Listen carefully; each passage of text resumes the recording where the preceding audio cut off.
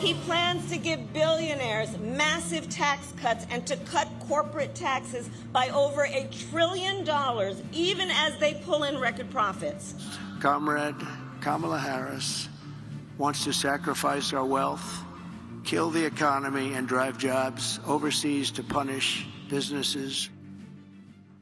So as you heard there, Vice President Kamala Harris and former President Donald Trump are hitting each other very hard on the economy. And our polling shows that that is the top issue for voters in the 2024 presidential election. With us now, Democratic strategist James Carville joining us. Thank you very much for being here. So I think mostly everyone in America has heard this phrase. It's the economy, stupid. And you were the one that coined that phrase.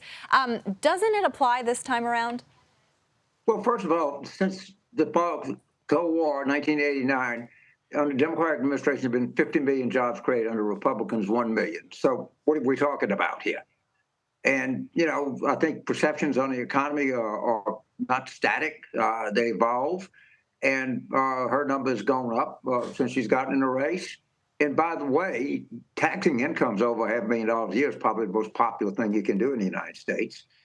And the corporate tax rate at 28% is not that high. It raises, $1 trillion worth of revenue. And some of this money has got to be to help young people buy houses and get educated. And the stock market and corporate profits at an all-time high, and rich people's incomes at an all-time high. So I think it's very sound public policy. You know, it's interesting because yesterday, Kamala Harris broke a little bit with Biden in terms of capital gains taxes. Do you think that she should separate herself further from the president? Well, I wrote a piece in the New York Times 3 or 4 days ago, and I said she'd have to come up with some distinct programs because President Biden was more progressive than President Obama was. And I think you're going to be seeing a little bit more of this as we get closer to Election Day. Yeah, I want to talk a little bit about that op-ed that you wrote for the New York Times, because you also had some advice for the Harris campaign. In it, you say that Harris has to lay the tracks for a Trump train wreck during the debate that's happening next Tuesday. What exactly are you talking about here? How can she do that? Well, first of all, I think she's having an excellent prep. And I actually think she's going to win the debate because Trump is not going to prepare.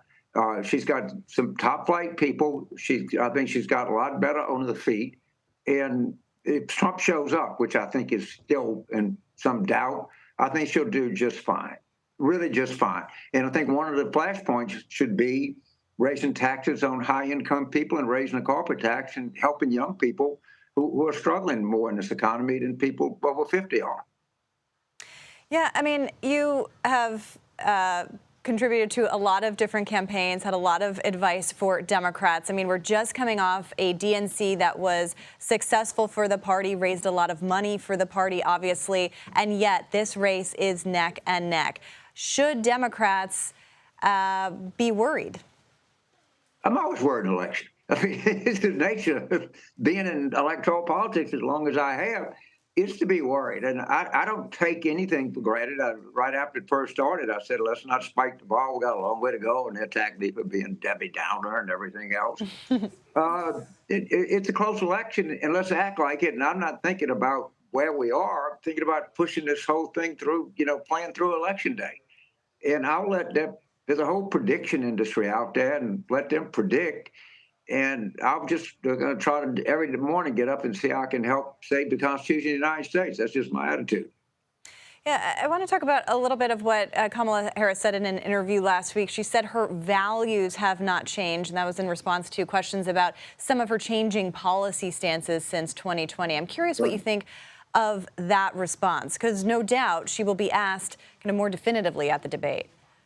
Undoubtedly, and I hope she says if Donald Trump can tell me his position on abortion right this minute, I'd be glad to know it because it changes every 24 hours. So, yes, she can say, I evolved, I learned, I was on a job.